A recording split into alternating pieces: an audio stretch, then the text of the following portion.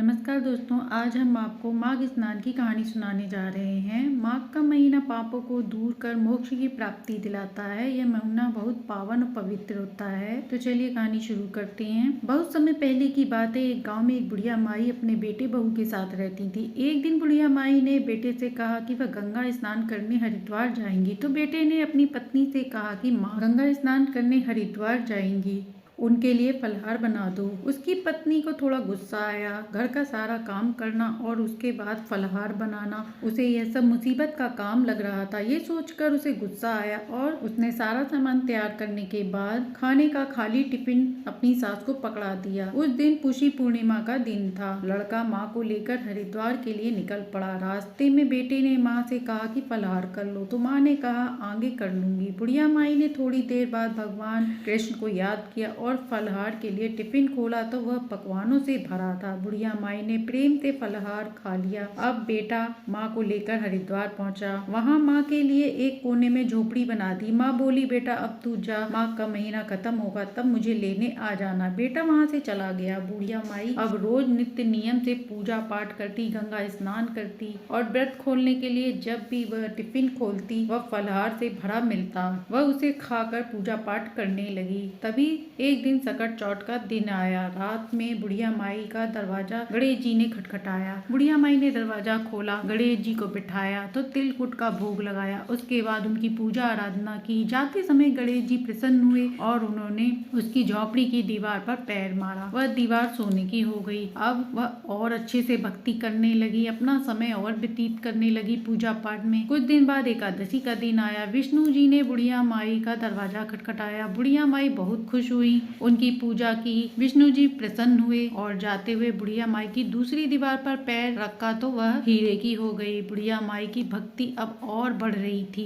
अब अमावस्या के दिन आया। अमावस्या के दिन सभी पितर साथ में मिलकर आए। बुढ़िया माई ने सभी का स्वागत सत्कार किया, उनका तर्पण कर उन्हें अर्घ दिया, गंगा जी में उनके नाम से डुबकी लगाई। अमावस्या के दिन सभी पितर प्रसन्न हुए, आशीर्वाद दिया। चलते समय झोपड़ी की तीसरी दीवार पर पैर रखा, वह सोने की हो गई। माघ का पूरा महीना अच्छे से तुलसी जी, पीपल की पूजा में, विष्णु आराधना में बुढ़िया माई ने व्यतीत किया। अब माघ की पूर्णिमा आई। बुढ़िया माई ने अच्छे से गंगा स्नान कर ब्राह्मणों को भोजन कराया, दान दक्षिणा दी, रात को दीपदान किया, चंद्र पूजन किया, अर्घ्य दिया। ये सब देख माघ के महीने के देवता बड़े प्रसन्न हुए, बुढ़िया माई को आशीर्वाद दिया। झोपड़ी महल में बदल गई। धन धान्य से उसके घर में वृद्धि हो गई। बुढ़िया माई भी हष्ट पुष्ट निरोगी काया से पूर्ण हो गई। अब बुढ़िया माई वहीं रहकर गरीबों की तन मन से सेवा करने लगी। वह अपने हाथों से भोजन बनाकर सभी को खिलाने लगी। अब बेटे को माँ की याद आई। वह हरिद्वार माँ को लिवाने पहुँचा। वहाँ न झोपड़ी थी। उसने वहाँ के लोगों से पूछा कि यहाँ मैं अपनी माँ को माघ स्नान के लिए झोपड़ी बनाकर छोड़ गया था, किसी ने देखा है? सबने कहा वहाँ एक बुढ़िया माई रहती है, उस महल में, वह बहुत दयावान है। बेटा आश्चर्य में था, महल में गया, माँ से मिला। माँ की भक्ति को देखकर बेटा उनके चरणों में गिर पड़ा और सारा सामान रखकर बैलगाड़ी से माँ को घर ले आया। अब उसकी पत्नी ने अपनी सास की काया पलट देखा तो वह आश्चर्यचकित थी। अब वह सोचने लगी कि अगली साल मैं भी अपनी माँ को माघ स्नान के लिए भेजूंगी। समय व्यतीत हुआ, अगला साल आया। उसने अपनी माँ को बुलवाया। अब इतनी ठंड में उसकी माँ का मन नहीं था, पर जब बेटी ने बताया कि सास को इतनी सुंदर काया व माया मिली है तो लालच में माँ ने हाँ कर दी। अब बेटी ने अपने पति से कहा कि मेरी माँ को अच्छे से हरिद्वार छोड़कर आओ। अब उसने साथ में ढेर सारा फलहार बनाकर रख दिया। उसके पति ने सास के लिए अच्छी सी झोपड़ी बनाकर लड़का वहाँ से चला आया। उसकी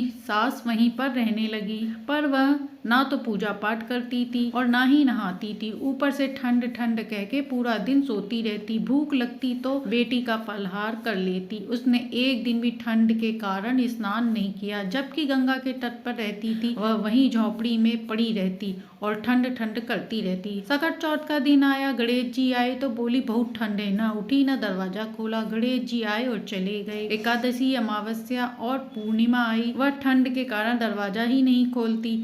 अब सब दरवाजा खटखटाकर वहीं से वापस लौट जाती। माघ मास के देवता नाराज होकर झोपड़ी में लात मारी, सब ढेर हो गई। वह बोली माघ के देवता से, आप तो बहुत दोबले हैं, मेरी समधन को तो बहुत धन दिया, मुझे कुछ नहीं। माँ के देवता बोले, तुमने उसका धन देखा, उसके कर्म भक्ति नहीं देखी। हर स्त्री को चाहिए अतिथि का सत्कार करे, तुमने तो भगवान का ही सत्कार नहीं किया। इतना कहकर माँ के देवता चले गए। बेटी की माँ थी, वह सूगर की योनि में चली गई, हर समय गंध में रहती। माघ का महीना खत्म होने पर बेटी को माँ की याद आई। उसने अपने पति से कहा, अपनी माँ को तो लेने फटाफट चले गए, मेरी माँ को लेने नहीं जा रहे हो। अब वह सास को लेने हरिद्वार पहुंचा। वहाँ न झोपड़ी थी न सास थी। आसपास के लोगों से पूछा तो पता चला कि यहाँ एक पापिन रहती थी। गंगा के तट पर रहने के बाद भी एक दिन भी उसने गंगा स्नान नहीं किया। भगवान ने झोपड़ी में लात मारी, वह गिर गई और वह सूअर बन गई। जमाई ने बड़ी मुश्किल से उसे बैलगाड़ी में बिठाया और घर लाया। उधर बेटी माँ के आने का इंतजार में पकवान बना रही थी। उसे यकीन था कि मेरी माँ मेरी सास से ज्यादा धन लाएगी, पर जब पति ने सारी बात बताई तो उसे सुनकर वह रोने लगी। अब एक संत के पास गई, उन्हें सारी बात बताई। वह संत बोले, तेरी सास ने भक्ति व सत्य से स्नान किया था, तेरी माँ पाप में पड़ी रही, गंगा जी के पास रहते हुए भी एक दिन भी नहीं नहाई। माँ के पवित्र महीने में बेटी के घर का खाना खाया। बेटी ने क्षमा मांगकर उपाय पूछा तो ब्राह्मण ने कहा कि तेरी सास अगले साल गंगा नहाए और उसी पानी से तेरी माँ नहाए तो वह सही हो जाएगी।